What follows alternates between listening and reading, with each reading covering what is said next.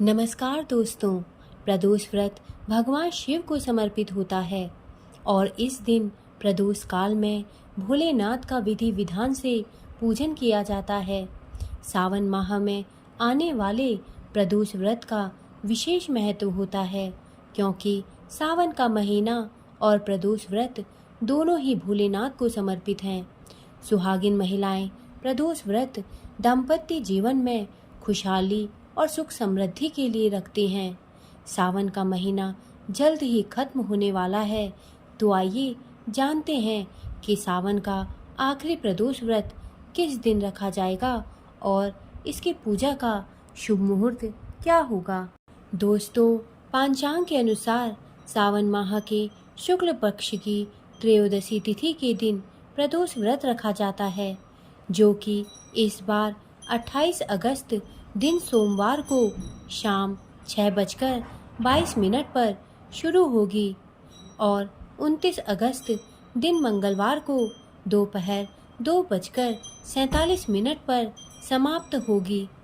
प्रदोष व्रत की पूजा प्रदोष काल यानी शाम के समय में की जाती है, इसलिए सावन का आखिरी प्रदोष व्रत 28 अगस्त को रखा जाएगा। प्रदोष व्रत की पूजा का शुभ मुहूर्त शाम 6:48 से लेकर रात 9:02 तक रहेगा। जो लोग प्रदोष व्रत रखेंगे वो इस शुभ मुहूर्त पर पूजा कर सकते हैं। दोस्तों, सावन के अंतिम प्रदोष व्रत पर 5 बेहद शुभ योग बन रहे हैं। पहला आयुष्मान योग, जो कि सूर्योदय से लेकर सुबह 9:56 तक है। इसके बाद सौभाग्य योग सुबह 9:56 से पूरे दिन और फिर पूरी रात तक है। इसके अलावा सर्वार्थ सिद्धि योग मध्य रात्रि 2:43 से 29 अगस्त को सुबह 5:57 तक है। रवि योग मध्य रात्रि 2:43 से 29 अगस्त को सुबह 5:57 तक है। इसके अलावा सावन के अंतिम प्रदोष व्रत के दिन सावन का आखिरी सोमवार भी है। प्रदोष व्रत की पूजन विधि इस प्रकार है। प्रदोष व्रत से एक दिन पूर्व से तामसिक भोजन का त्याग कर दें। व्रत के लिए शुद्धता को प्राथमिकता दें। प्रदोष व्रत के दिन स्नान आदि से निवृत्त होने के बाद साफ स्वच्छ वस्त्र धारण करें। इसके बाद पूजा स्थल की सफाई कर लें। फिर व्रत एवं शिव पूजन का संकल्प लें तथा सुबह में दैनिक पूजा कर लें। इसके बाद शाम को प्रदोष काल के समय दोबारा स्नान कर साफ स्वच्छ वस्त्र धारण करें तथा शुभ मुहूर्त में भगवान शिव की तस्वीर घर पर स्थापित कर लें या फिर शिव मंदिर में शिवलिंग की पूजा करें। सबसे पहले गंगा जल और गाय के दूध से शिवजी का अभिषेक करें। फिर उनको अक्षत, बेलपत्र, सफ़ेद चंदन, भांग, धतूरा, भस्म, शहद, शक्कर, सफ़ेद फूल, फल आदि ओम नमः शिवाय मंत्र जाप के साथ अर्पित करें। इसके पश्चात शिवजी को धूप, दीप, गंध आदि अर्पित करें।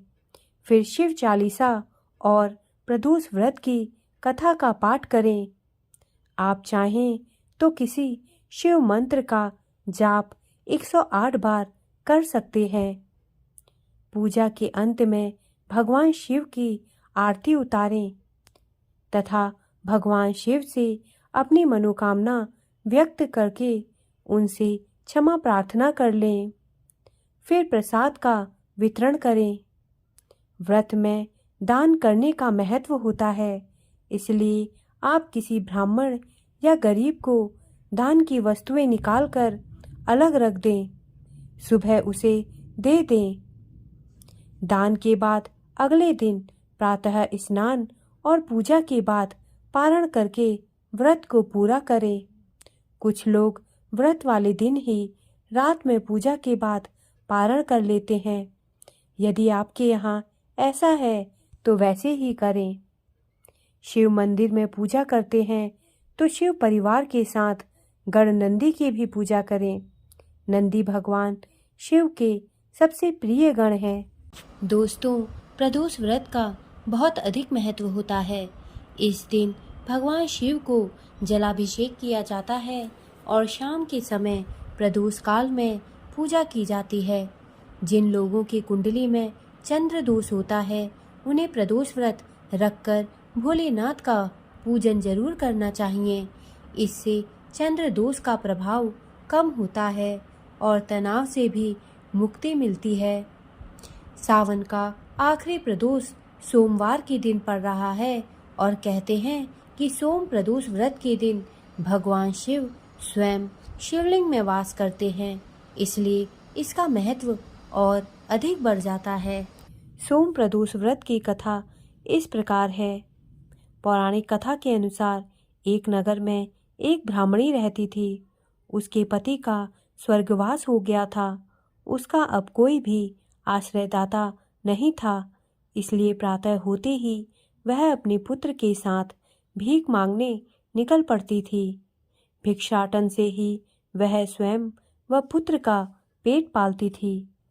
एक दिन ब्राह्मणी घर लौट रही थी तो उसे एक लड़का घायल अवस्था में कराहता हुआ मिला। ब्राह्मणी दयावश उसे अपने घर ले आई।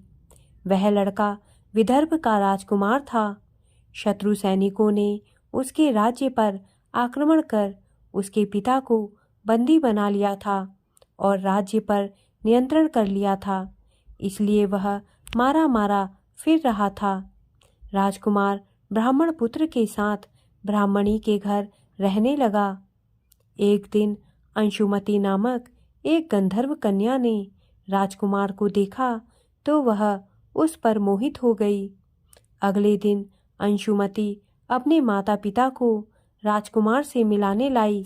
उन्हें भी राजकुमार भाग गया। कुछ दिनों बाद अंशुमती के माता पिता को शंकर भगवान ने स्वप्न में आदेश दिया कि राजकुमार और अंशुमती का विवाह करा दिया जाए। उन्होंने वैसा ही किया। ब्राह्मणी प्रदोष व्रत करती थी। उसके व्रत के प्रभाव और गंधर्व राज की सेना की सहायता से राजकुमार ने विदर्भ से शत्रुओं को खदेड़ दिया और पिता के राज्य को पुनः प्राप्त कर आनंद पूर्वक रहने लगा। राजकुमार ने ब्राह्मण पुत्र को अपना प्रधानमंत्री बनाया। ब्राह्मणी के प्रदोष व्रत के महात्म्य से जैसे राजकुमार और ब्राह्मण पुत्र के दिन फिरे, वैसे ही शंकर भगवान अपने दूसरे भक्तों के दिन भी फेरते हैं। अतः सोम प्रदोष व्रत करने वाले सभी भक्तों को यह कथा अवश्य सुननी चाहिए। दोस्तों, मेरे द्वारा दी गई जानकारी यदि आपको अच्छी लगी हो तो कृपया मेरे चैनल को सब्सक्राइब करें तथा मेरे वीडियोस को लाइक करें। धन्यवाद।